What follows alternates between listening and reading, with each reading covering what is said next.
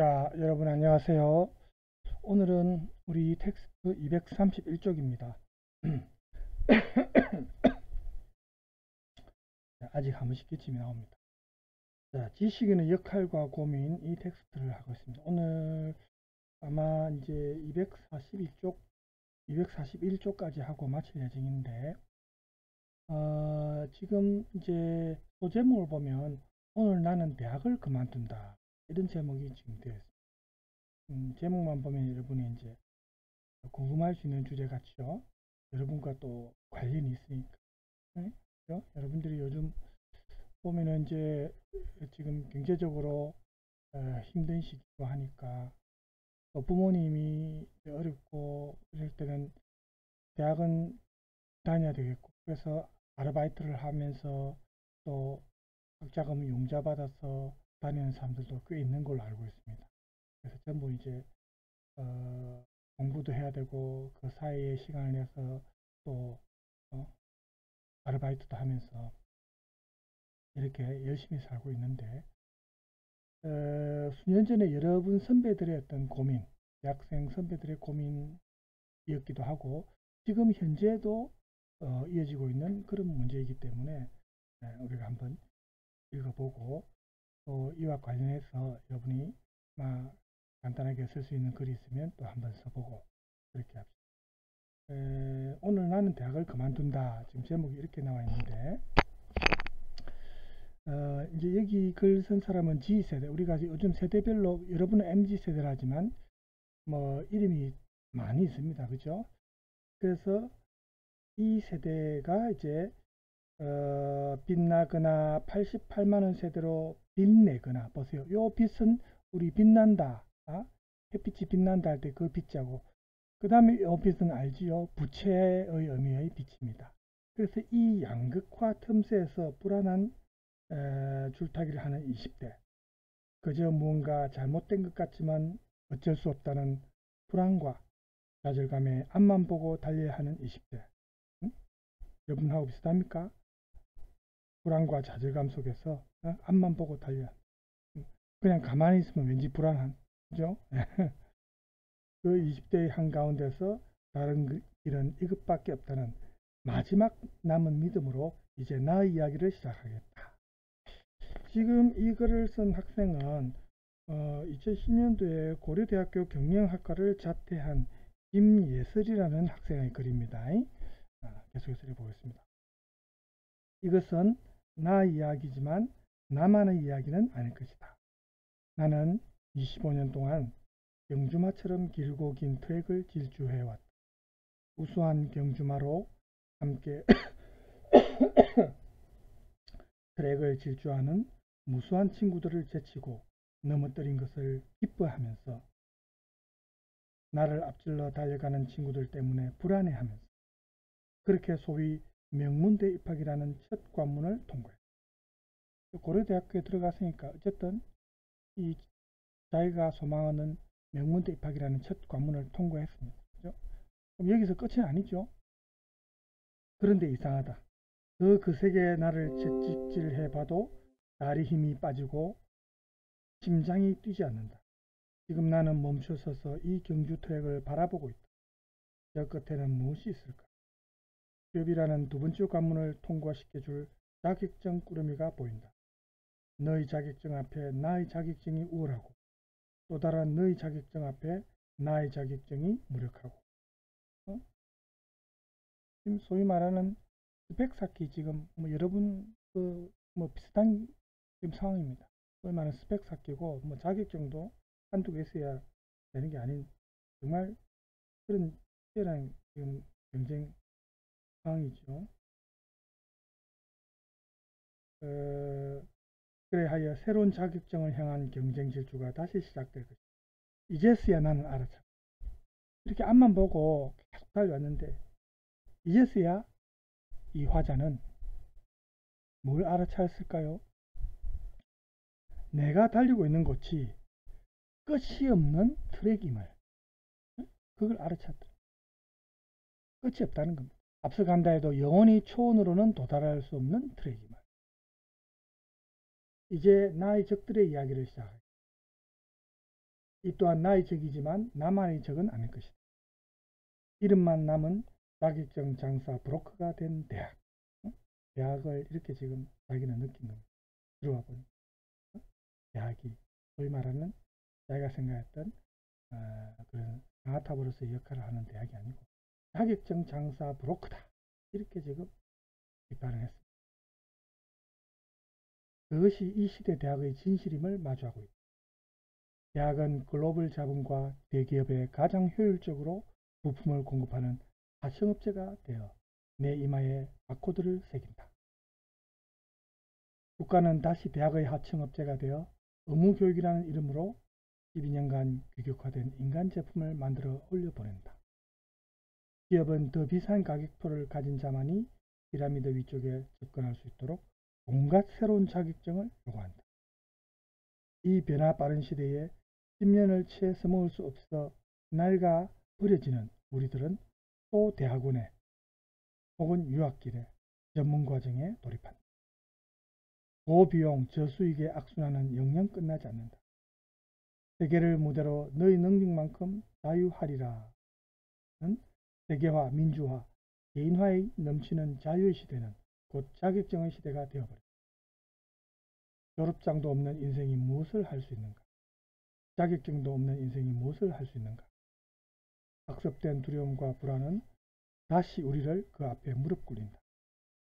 생각할 틈도 돌아볼 틈도 주지 않겠다는 듯이 또 다른 거짓 희망이 날아든다. 그죠? 자기가 원하던 자격증을 따고 공부를 마치면은 그걸로 끝이 아니고 또 다른 희망을 갖고 또 합니다. 불안하니까. 요즘에는 또 취업이 되어도 그걸로 끝이 아니대요. 보니까 여러분. 취업이 되어도 거기에 또 만족하지 못하고 특히 여러분 세대는 이직을 많이 해요. 우리 회사 중에 일부 몇몇 기업을 제외하고는 기업 환경 자체가 또 너무 사람을 혹사시키니까 특히 대기업 여러분들이 보통 대기업을 많이 선망하는데 제 남동생도 8, 9학번이고 대기업 지금 LG, LCD에서 이사까지 올라갔습니다. 부산대학교 8, 9학번인데 지방대학 출신으로는 상당히 높은 올라갔죠. 지금 이제 뭐 50대 이제 저보다 3살 차인데 제 3살 아래인데 50대 이제 중반이 돼 가지만 결혼을 늦게 해서 아직 애들도 어려요. 이제 중학생 둘이 있습니다. 근데 이제 조금 있으면 나와야 될 그런 불안한 상황, 회사 상황에 따라서 승진한다고 마냥 좋아할 것도 아니더라고요. 그죠? 더 이상 올라갈 수 없는 그까지 올라가면 이제는 나와야 될 그런 시점이라네요. 벌써. 그래서 지금 뭐 50대 이제 중반인데 좀 어쩌면 지금 나와야 되는 그런 상황이에요. 그러니까 치열하게 경쟁해서 졸업해가지고 회사 들어가면 또 얼마 못 버티고 그렇게 오래 못하고 또 나와야 되는 그렇게 해서 망했던 대기업이 그렇습니다. 그러니까 여러분들이 너무 대기업 이렇게 목표를 그렇게 설정할 필요는 없어요. 대기업이 월급을 많이 주는 대신에 그만큼 사람을 혹사시키고 또 오랫동안 근무할 수 없는 그런 환경.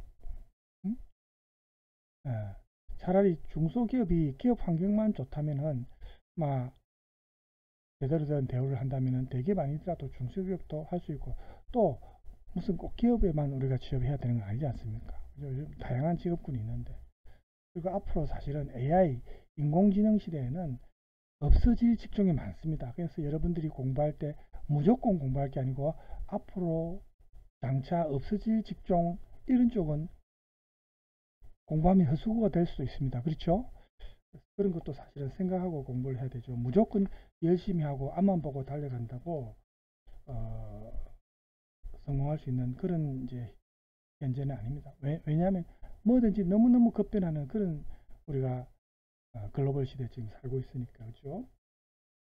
그래서 우리가 그 짧은 인생에서 우리가 뭐 일만 하다가 죽을 것도 아닌데 그죠?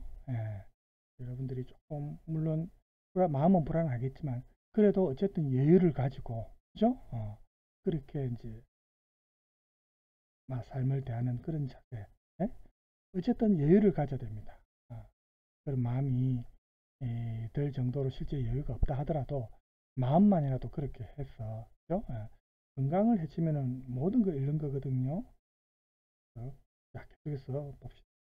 그래서 이 학생이 지금 자퇴하면서 이제 그 고려대학교 경영학과의 김예슬 학생이 올린 글인데, 여기에 대한 또 다른 답변의 글도 있습니다. 다른 대학에. 일단 이 글을 남은 부분을 마저 읽어봅시다. 교육이 문제다. 여기 나오죠. 대학이 문제다. 고 말하는 생각 있는 이들조차 우리에게 이렇게 말한다. 성공해서 세상을 바꾸는 룰러가 되어라. 너가 하고 싶은 것을 해라. 나는 너를 응원한다. 너희의 권리를 주장해라. 짱돌이라도 들고 나서. 그리고 칼날처럼 덧붙여지는 한 줄. 그래도 대학은 나와야지. 끝에 이 말을 또 해요. 실컷 좋은 말 해놔놓고 그래도 대학은 나와야지. 이렇게 해버리면 안 되죠. 그 결과가 무엇인지는 모두가 알고 있으면서도 큰 배움도 큰 물음도 없는 대학 없는 대학에서 나는 누구인지, 왜 사는지, 무엇이 진리인지 물을 수가 없었다. 우정도 낭만도 사제간의 믿음도 찾을 수 없었다. 가장 순수한 시절 불의에 대한 저항도 꿈꿀 수 없었다. 저는 이제 저번에도 얘기했지만 586 세대인데 제가 다닐 때만 해도 그래도 어떤 뭐 사제간의 믿음이랄까 이런 것도 그나마 좀 있었고, 대학에서의 낭만이랄까 이런 것도 조금 남아 있었던 시기입니다. 지금은 이런 게 찾아보기 힘든 그런 캠퍼스가 되어버렸어요. 그죠? 고3 마치고 대학 들어가면 마치 이제 자유로운 것처럼 느껴지지만 대학 들어가면 또 취업을 위한 경쟁이 되어버리고, 그죠? 또 대학을 졸업해서 뭐 취업을 해도 아까 말했다시피 회사 생활도 녹록지 않습니다. 그러니까 뭐든지 그 어떤 장애물을 넘었으면 그걸로 끝이 아니고 계속 또 다른 장애물, 넘어야 할 또 다른 어떤 바리케이드가 또 있고, 그게 인생입니다. 특히 우리 사회에서는 너무나도 이 좁은 땅덩어리에 인구 밀도가 높고 얼마나 치열한 경제 상황입니까? 그래서 우리가 너무 우리 땅만 고집할 필요도 없고, 외국에 나가서 기회를 또 찾을 수 있는 사람들은 찾고, 어떤 다방면으로 우리가 생각을 해야 되고, 아까 말한 대로 마음에 조금 여유를 가지고 힘이 들어도 여유를 가지고, 어차피 아무리 노력한 데서 금방 상황이 개선되지 않을 때는 저희가 건강도 챙기면서 여유를 가질 그런 어떤 자세가 사실은 필요하죠. 저는 이제 여러분들한테 그런 마음 상태를 권하고 싶습니다. 자, 그래서 이 사람 글을 계속 한번 읽어볼까요? 그래서 가장 순수한 시절에 불의에 대한 저항도 꿈꿀 수 없었다. 네? 제가 다닐 때는 이제 군부 독재 시대 때 민주화운동이라는 이제 큰 틀에서 볼 때 우리는 불의에 대한 저항, 시위나 데모 이런 게 조금 많았습니다. 최근에는 군부 독재는 아니더라도 지금도 정의롭지 못한 부분은 얼마든지 또 많이 널려 있습니다.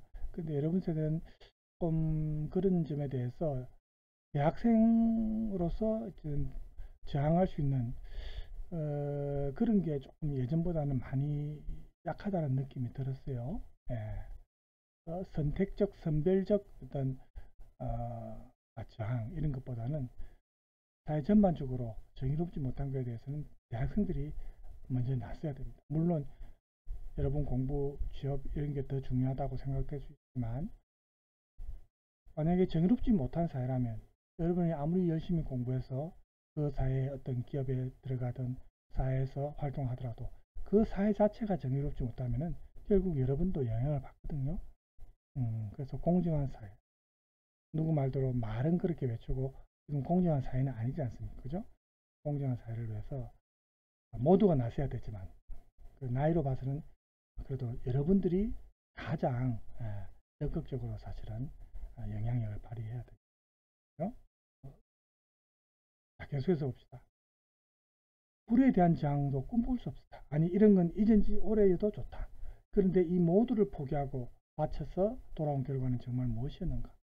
우리들 20대는 끝없이 투자 대비 수익이 나오지 않는 적자 세대가 되어 부모님 앞에 죄송하다. 젊은 놈이 제 손으로 자기 밥을 벌지 못해 무력하다. 20살이 되어서도 내가 뭘 하고 싶은지 모르고 꿈을 찾는 게 꿈이어서 억울하다. 이대로 언제까지 쫓아가야 하는지 불안하기만 한 우리 젊음이 서글프다. 나는 대학과 기업과 국가 그리고 대학에서 답을 찾으려는 그들의 큰 탓을 묻는다. 깊은 분노로. 그러나 동시에 그들의 유지자가 되었던 내 작은 탓을 묻는다. 나 자신에게도 책임을 묻는다는 거죠. 깊은 슬픔으로. 공부만 잘하면 모든 것을 용서받고 경쟁에서 이기는 능력만을 키우며 나를 값비싼 상품으로 가공해온 내가 체제를 떠받치고 있었음을 고백할 수밖에 없다. 지금 자기 반성입니다. 자기 성찰입니다. 이 시대의 가장 위약한 것 중에 하나가 졸업장 인생인 나 자신임을 고백할 수밖에 없다. 그리하여 오늘 나는 대학을 그만둔다. 아니 거부한다. 더 많이 쌓기만 하다가 스펙 받는 것을 우리가 생각할 수 있겠죠. 더 많이 쌓기만 하다가 내 삶이 한 번 다 뽑히지도 못하고 시들어버리기 전에 대학을 그만둔다는 거죠. 쓸모있는 상품으로 간택되지 않고 쓸모없는 인간의 길을 선택하기 위해 이제 나에게는 이것들을 가질 자유보다는 이것들로부터의 자유가 더 필요하다. 자유의 대가로 나는 길을 잃을 것이고 도전에 부딪힐 것이고 상처받을 것이다. 그러나 그것만이 삶이기에 삶의 목적인 삶 그 자체를 지금 바로 살기 위해 나는 탈주하고 저항하련다. 생각한 대로 말하고 말한 대로 행동하고 행동한 대로 살아내겠다는 용기를 내련다. 학비 마련을 위해 고된 노동을 하고 계신 부모님이 눈앞을 가린다. 부모님 생각을 하면 자기가 이렇게 부모님의 그야말로 등골을 빼먹듯이 해서 그 학비로 돈을 다는 게 죄스러운 마음이 아마 있었겠죠. 그죠? 죄송합니다. 이때를 잃어버리면 평생 나를 찾지 못하고 살 것만 같습니다. 많은 말들을 눈물로 삼키며 봄이 오는 하늘을 향해 깊고 크게 숨을 쉰다. 이제 대학과 자본의 이 거대한 탑에서 내 모서의 돌멩이 하나가 빠진다. 탑은 끄떡 없을 것이다. 뭐 자기 하나 자퇴한다고 해서 대학이 뭐 무너지는 건 아니다 이 말. 계속 유지되고 계속 흘러가겠죠. 대학생활은. 그렇죠? 그러나 작지만 균열은 시작되었다. 자기를 시작으로 자기뿐만 아니라 점점 자기와 같은 생각을 하는 학생들이 나타날 거다는 거죠. 작지만 균열은 시작되었다. 동시에 대학을 버리고 진정한 대학생의 첫발을 내딛는 한 인간이 태어난다. 이제 내가 거부한 것들과의 다음 싸움을 앞에 두고 나는 말한다. 그래, 누가 더 강한지는 두고 볼 일이다. 2010년에 김예슬 학생이 고려대학교 경영학과를 자퇴하면서 일종의 고백하는 아마 대자보 형식으로 글을 썼을 수도 있어요. 자, 여러분 이 글을 읽으면서 어떤 느낌을 받았는지는 모르겠어요. 다양한 생각들이 있겠죠. 여러분 어떤 학생들은 힘들게 공부해가 고려대학교 들어갔는데 이렇게 자퇴를 하는 게 안타깝다는 생각이 들 것이고 또 어떤 학생은 그래 맞아 자기가 원하는 자기 삶을 살기 위해서 학벌 이런데 자기가 그게 눈치 안 보고 당당하게 힘든 인생도 자기가 받아들이면서 당당하게 살겠다는 그런 나는 지지한다 이런 학생도 있을 거고 그죠? 그래서 우리가 학습 길라잡에 보면 이렇게 세 가지 질문이 있는데 하나를 먼저 봅시다.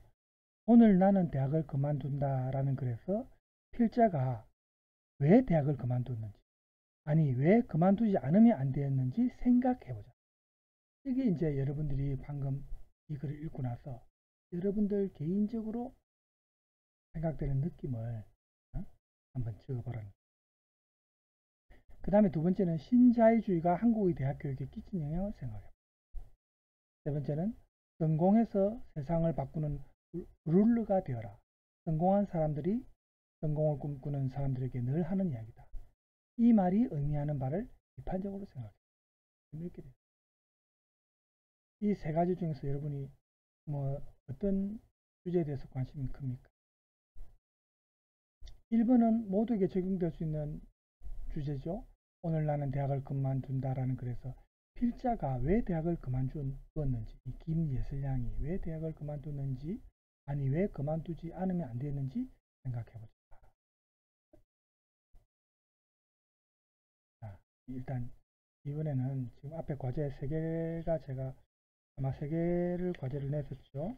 과제 3까지 냈기 때문에 뭐 분량은 안 많다 하더라도 이 과제는 일단 생략하겠습니다. 여러분이 한번 생각을 해보십시오. 자, 여기에 대한 답변 형식의 글이 있습니다. 그래서 답변 형식의 글은 아닙니다. 그건 뒤에 나오고 이건 다른 주제입니다. 김예슬양의 글에 대한 답변 형식의 글은 뒤에 나옵니다. 뒤에 제가 읽어보기로 하고, 그러면 지금 이 김예슬양의 이야기를 들어보더라도 우리 사회에서 소위 말하는 대학생이라는 이 지식인과 관련해서 그렇죠? 왜 지금 지식인이 문제인가라는 주제로 다뤄진 글인데, 경향신문에서 나온 민주화 20년 지식인의 죽음이라는 실린 글입니다. 거기에서 이제 나온 글인데 한번 읽어보겠습니다. 지식인은 신분적 특권이나 재산의 유무와는 관계없이 자신의 지식을 통해 스스로를 드러내고 힘을 행사한다. 그러니까 지식인이 부세의 힘은 문무할 때 무는 무보다 강하다. 예전에 그런 속담이 경우가 있었듯이 지식인도 실제 총칼을 갖고 있지는 않지만 영향을 미칠 수 있죠. 힘을 행사한다는 겁니다. 지식인과 그 출신 배경이 반드시 직접적으로 연결될 필요는 없다. 지식인의 지식은 어느 정도 자율성을 지니고 있기 때문이다. 흔히 지식인의 자유로움에 대한 주장은 이런 점을 강조한다. 하지만 지식이 그저 얻어지는 것은 아니다. 독학으로 유명 지식인이 된 사람이 없지는 않지만 그건 쉬운 일이 아니다. 이건 사실 옛날 얘기입니다. 예전에 독학해서 지식인의 반열을 얻은 사람도 있지만 요즘에는 힘들죠. 독학해서 한다는 게. 많은 그 주변에 도움을 받을 수 있는 환경이 많이 있습니다. 자기가 노력을 했죠. 이런 지식을 통해서 힘을 행사하는 정도의 지식인이 되려면 요즘에는 교육기관에, 그것도 좀 권위 있는 교육기관에 소속돼 가지고 많은 학습 과정을, 오랫동안의 어떤 배우는 과정을 요즘에는 보통 거치죠. 그동안 지식의 습득만 이루어지는 것이 아니고 같이 배우는 사람끼리 유대관계도 맺고, 이게 이제 학벌이라는 거죠. 이런 학벌이 이런 친분을 바탕으로 만들어진 것인데, 지식인은 한편으로는 신분과 계급으로부터의 상대적인 자유로움, 또 독립적인 사고, 이런 걸 자랑하는데, 다른 한편으로는 자기 집단의 이익을 위해 결속을 해서 문화적인 동질성을 도모한다. 이렇게 말합니다. 소위 말하는 자기 동문들끼리, 스카이 아니면 서울대 동문들끼리 뭉쳐. 물론 동문들끼리 뭐 서로 를 하는 게 나쁜 건 아니지만, 이게 전 사회적으로 볼 때 배타적인 어떤 그 역할을 해가지고 자기 동문들끼리만 서로 도와주고, 자기 동문이 아닌 다른 학교 졸업생들에 대해서는 불이익을 주고, 또 다른 학교 졸업생이 더 능력이 뛰어나고 더 좋은 사람인데도 만약에 불이익을 주고, 예를 들어서 대학 교수를 뽑을 때도 마찬가지 아닙니까? 제가 학교에 있어봐서 아는데 그게 참 문제거든요. 교수들이 가장 배타적이고 가장 어찌 보면 부패한 집단입니다. 요즘 뭐 많이 바뀌고는 있지만 옛날에는 특히 심했어요. 정말 연구를 많이 하고 강의를 열심히 하고 강의 평가가 좋든지 아니면 연구 실적이 많든지 이런 사람이 교수가 돼야 되는데, 자기하고 친분 관계가 있고 아니면 자기 후배라든지 자기가 이제 교수 뽑아놔면은 상대하기 편하고 자기가 편한 사람, 이런 사람을 교수로 뽑는다. 왜냐하면 교수는 교수들끼리 뽑으니까. 그 교수들끼리, 그 학과에. 이거는 정말 문제입니다. 예. 그래서 그러면 결국 그것은 이제 여러분 학생들한테 불이익이 가거든요. 좀 더 뛰어난 교수가 들어와야 학생들한테 이익이 되고, 그죠? 그런데 그런 친분 관계나 어떤 학벌이나 지연이나 혈연 이런 걸로 해서 교수가 된 사람들은 자기가 그렇게 들어왔기 때문에 예? 학생들보다는 그런 쪽에 더 신경을 쓰고 연구에 집중해야 되는 어떤 학자가 연구보다는 다른 데 신경 쓰고 이제 학자다운 사람이 교수가 안 되고 엉뚱한 사람이 교수가 돼서 학생들이 피해를 보는 게 그렇죠? 이런 게 이제 문제인데 많이 고쳐져야 됩니다. 그리고 표절이라든지 이런 문제도 거기에 이제 발각되면은 지금 교수 활동을 하고 있어도 그 학교에서 이제 그만둬야 되고 사실은 이런 제도적 장치가 있어야 되거든요. 그런 게 사실은 많이 우리가 지금 개선돼야 되는 문제. 예전에는 우리 학생들이 그런 교수 또 교수들끼리 서로 막 뭐 어느 대학 출신 또 어느 고등학교 뭐 그때는 고등학교 출신까지 따졌어요. 그래가 서로 막 배타적으로 이렇게 할 때 거기에 속한 어떤 교수 밑에 제자로 있는 대학원생들이 또 피해를 봤어요. 자기 밑에 제자가 아니면 자기와 앙숙인 다른 교수의 제자들을 일부러 홀대하고 수업도 안 준다든지 뭐 이런 식으로 괴롭히는 겁니다. 얼마나 나쁩니까? 요즘에는 이제 많이 없어졌지만 그래도 아직도 그런 학교가 들어있을 겁니다. 그때 이제 우리는 시위를 하고 해서 그런 교수들을 쫓아냈거든요. 학생들이 시위를 해서 교수답지 못한 사람들은 쫓아내야 됩니다. 교수하려고 열심히 공부해서 기다리는 사람들이 얼마나 많습니까? 제대로 된 사람이 들어와야 되죠. 그렇죠? 자, 다시 돌아가겠습니다. 그래서 이렇게 집단으로서의 지식인은 두 가지 다른 집단을 상대합니다. 하나는 지배 엘리트로서의 정치적, 경제적 지배 집단, 그리고 다른 하나는 이른바 지배를 당하는 비지배 집단, 즉 일반 대중입니다. 그래서 지식인은 지배 엘리트와 결탁하기도 하고 혹은 이 비지배 집단한테 봉사하기도 합니다. 이 봉사하는 게 제일 올바른 지식인에 속하죠. 보통은 비지배 집단을 이용하려고 하는 그런 잘못된 비양심적인 지식인들도 많이 있죠. 그래서 이제 이런 이제 두 가지 유형이 있는데, 먼저 지배 엘리트와 결탁하는 지식인은 기존 체제의 필연성과 정당성을 주장하면서 이 지배 집단의 헤게모니를 정착화시킵니다. 헤게모니는 어떤 지배권이죠. 그죠? 기존의 어떤 기득권을 계속 유지하려고 하는 겁니다. 반면에 비지배 집단에게 봉사하려는 하는 지식인들은 전 지배 체제의 어떤 착취 구조, 잘못된 어떤 착취 구조를 폭로하고 대중의 혁명 의식을 고취시켜서 새로운 지배 체제를 만들려고 시도합니다. 후자가 이제 우리가 원하는 지식인이죠. 체제 고착이든 체제 전복이든 지식인은 자신의 무기인 지식을 최대한 활용하는 방향으로 움직입니다. 어느 경우에나 지식인의 힘은 자신의 이해타산을 숨기면서 공정하고 보편적인 어떤 수사학을 동원하는, 수사학에는 이제 비유나 어떤 언변술이죠. 이런 걸 동원하는 능력에서 나온다. 지금의 체제가 강력하게 버티든지 아니면 전복돼서 새로운 체제가 되든지 간에 그건 아무래도 상관없다.